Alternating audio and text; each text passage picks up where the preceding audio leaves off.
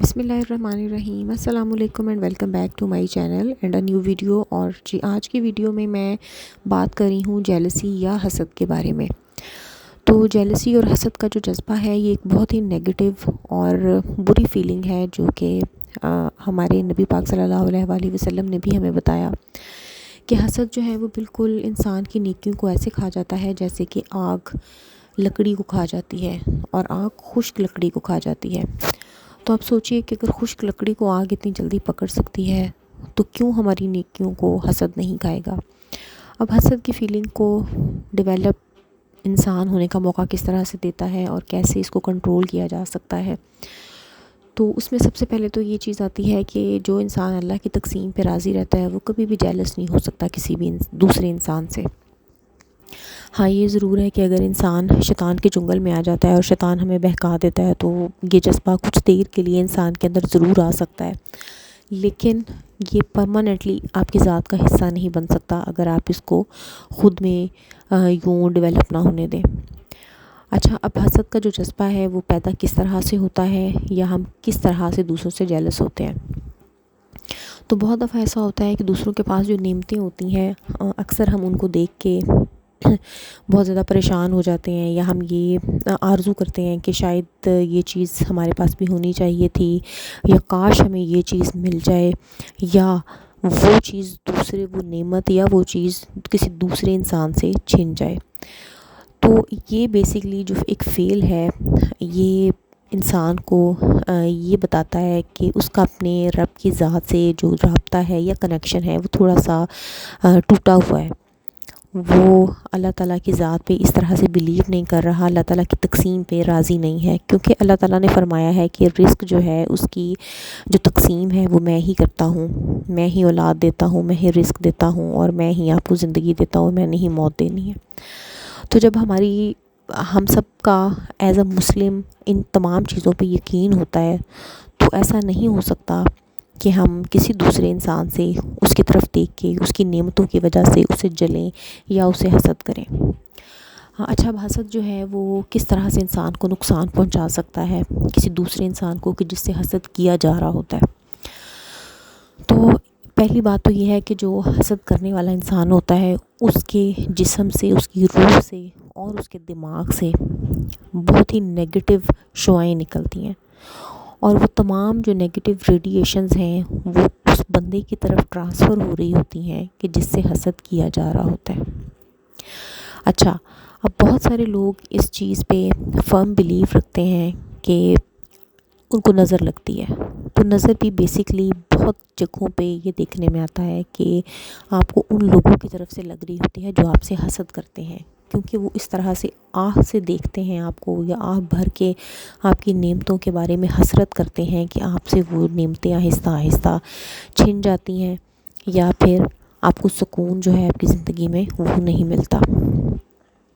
تو ایک حاسد کی سب سے بڑی نشانی تو یہ ہوتی ہے کہ وہ آپ کی چیزوں سے خوش نہیں ہو رہا ہوتا، آپ کی ترقی سے خوش نہیں ہوتا، وہ آپ کے زوال سے خوش ہوتا ہے، اور اگر آپ زندگی میں کچھ بھی اچھا کر رہے ہیں تو اس کو وہ چیز سکون نہیں لینے دیتی۔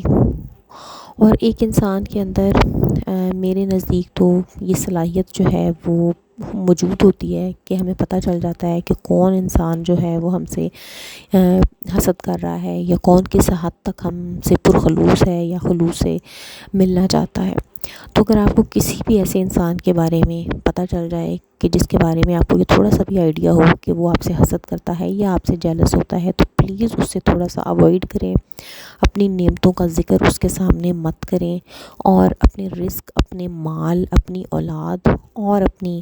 جو بھی اللہ تعالیٰ نے آپ کو بلیسنگز دی ہوئی ہیں ان کے بارے میں اس انسان کے سامنے کبھی بھی کھلے عام نہ تو ذکر کریں اور نہ ہی اس کو شو کرائیں، کیونکہ جب ہم ایسا کرنا شروع کرتے ہیں تو اس انسان کو موقع مل جاتا ہے اپنی نیگیٹو انرجی ہماری طرف ٹرانسفر کرنے کا۔ اور ہمارا دین جو بات ہمیں سکھا رہا ہے کہ جو حاسد ہے اس کے حسد سے اور